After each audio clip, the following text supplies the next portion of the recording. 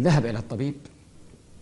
طبعا عنوان المقالة: زوجتي لا تسمع. ذهب إلى الطبيب، أنف أذن حنجرة.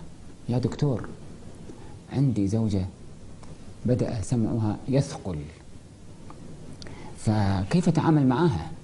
كيف أعالج هذه الظاهرة؟ لا تريد أن تذهب إلى الطبيب، مقتنعة كيف؟ قال: شوف، قف من زوجتك 10 أمتار وهي في المطبخ أو وهي تعمل، وقل لها العبارة أو الطلب.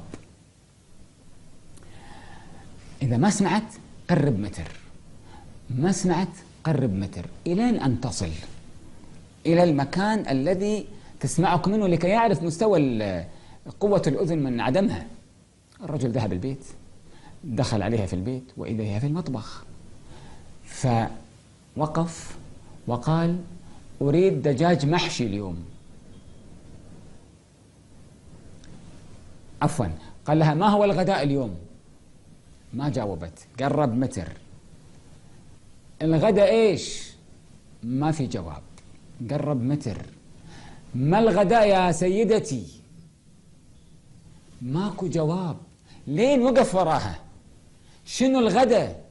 قالت له: 1000 مرة قاعد أقول لك دجاج محشي. طلع هو اللي ما يسمع، يا حظي. طلع هو اللي ما يسمع فيعلق. كم أحيانا نلقي باللائمة على الآخرين والخلل فينا حنا. الحج رايح فقير، وكم فيها من المروءة والذوق بحيث راعت سمعه وما كان يعلم أنه هو الذي العيب فيه وليس العيب فيها. عندنا شكل مشاعر ونتحمل بيوتنا وأهلنا وزوجاتنا. هذا كتاب الأسلوب الأقوى والألطف في التغيير.